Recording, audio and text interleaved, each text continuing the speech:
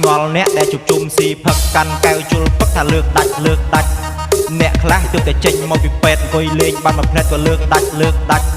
បើផឹកធម្មតាទៅវិថីចុះចាំបាច់បខំអីឲ្យលើកដាច់បើផឹកធម្មតាមិនសម្រេចផឹកតែលើកដាច់បាច់ឲ្យខ្ញុំទេណារាប់អានរាប់ចេញមកពីចិត្តកុំរាប់ហើយគិតតែលើកដាច់អ្នកខ្លះរាប់តែពេលស្រវឹងពេលស្វាងស្ងាត់ឈឹងព្រោះមិនបានលើកដាច់ល្ងាចឡើងដឹងតែទេហើយគ្នាអាំងមន់អាំងទាទិញស្រារួចស្រេចពេលផឹកតាំងអង្គុយវែកញែកអ្នកណាលើកមិនដាច់បាច់រាប់អានទេណា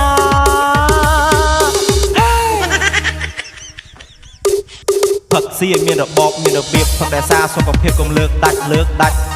យើងផឹកកុំខ្លាចអ្នកលក់ក្របើផឹកយកល្អកុំលើកដាច់